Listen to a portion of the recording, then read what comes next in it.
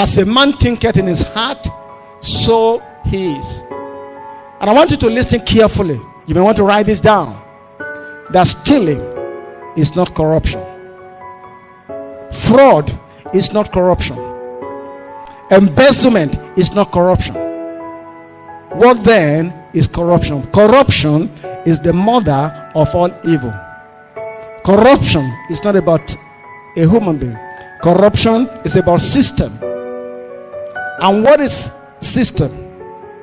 We know a system is the combination of multiple mechanisms put together to work together to produce a predetermined result or a predetermined outcome. So when errors are built into system deliberately or inadvertently, then the system is corrupted, and every corrupt system will always provide evil. So stealing is evil, fraud is evil, embezzlement is evil, murder is evil, kidnapping, these are all evils, and they are all subject and outcome of a corrupt system. So what then do we need to do to cure a corrupt system? To cure a corrupt system, we need to redevelop, redefine, and build a system that works to produce an ideal society. God gave us a prescription. We see in Numbers chapter 13 and verse 33. Despite the fact that God has promised the children of Israel that he was going to take them to the promised land. He took them from Egypt with a very strong hand, performed so many miracles, and parted the Red Sea. But when it was time for them to enter the promised land, men were sent to spy the land. When they came back, they came with a wrong result. Because when men have bad ideologies, when men have wrong ideas, it would develop into wrong ideologies, and it is these ideologies that form their philosophy of life. And everyone that operates on a wrong philosophy of life will always live in error. So when they came back, Numbers 13 and verse 33, and here's the report they gave. And they said, and there we saw giants in the sons of Anak, which came to giants, and we in our own sight were like grasshoppers, and so we were in their sight.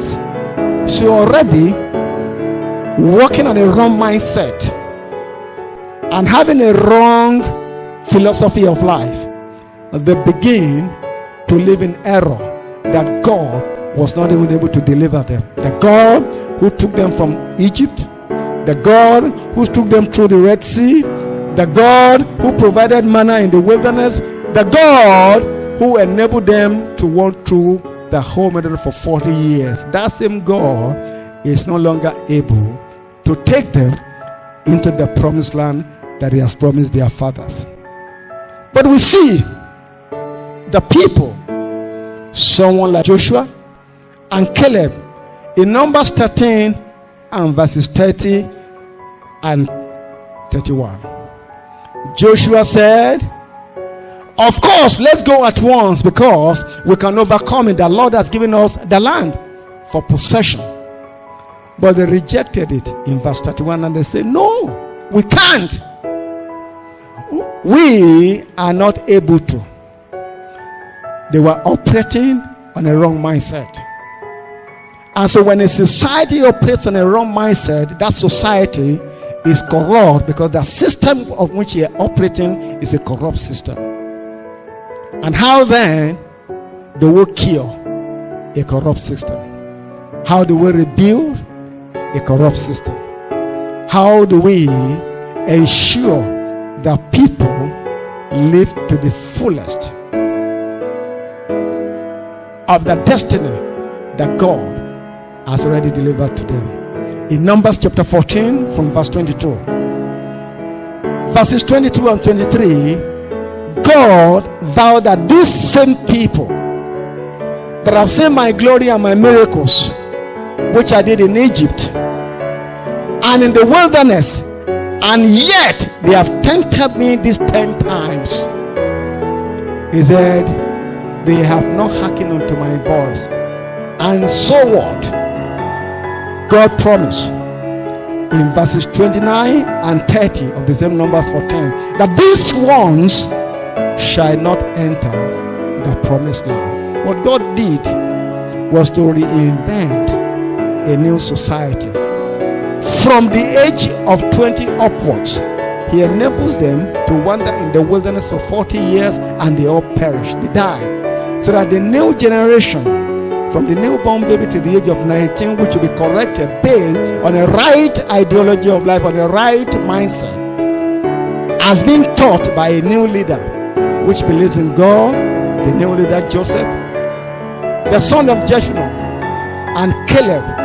God was able to lead them into the promised land. So to heal a broken society, we need leaders with the right set of mind to set policies to run over a period of time, so that the corrupt elements in the society will pass away and the new breed will come up with new ideologies of life. Once we do that, the society will come back to normal. What are the 10 times that these ones has tempted God? If you mind to know, the number 10 represents or symbolizes authority of God and his kingdom on the earth. It can also symbolize responsibility, completeness, and fullness of the law of God. So God allowed them to tempt him. Which 10 times? The 10 times that they tempt God might be a subject of another discussion. But very quickly, let me give you one or two. The first time that they tempted God in Exodus chapter 14 and verses 11 and 12. They tempt God at the crossing of the Red Sea. And of course, we saw the second time in Exodus 15:24. They tempt God by the bitter water of Marah. They complain again in the debtors of sin in Exodus 16 and verse 3. And number 4th time they tempted God was collecting more manna than they were required to collect. Exodus 16 and verse 20. And of course, in Exodus 16:27 and 29, we see that despite the fact that God has told them to separate the Sabbath day as a holy day unto him, they still went out to collect manna on the Sabbath day. And of course, they begin to complain again. In Exodus 17 verses 2 and 3, at the water of Rephidim, they begin to complain. And number 7 time they tempt God. They tempt God by engaging in the worship of idol of the golden calf. Exodus 32 verses 7 and 10. And the 8th time they tempted God was complaining at Deborah. That's Numbers chapter 11 verses 1 and 2. And the 9th time complaining over lack of delicious food. Numbers chapter 4, chapter 11 and verse 4.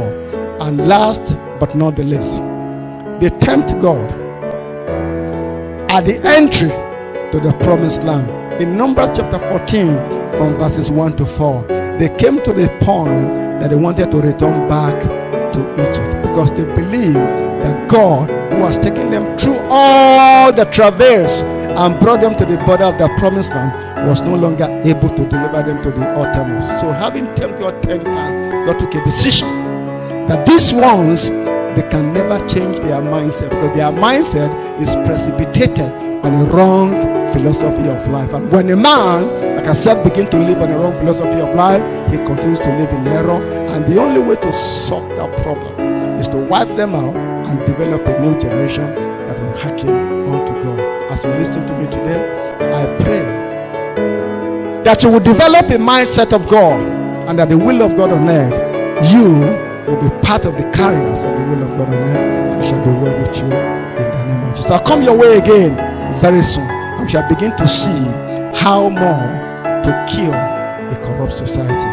God bless.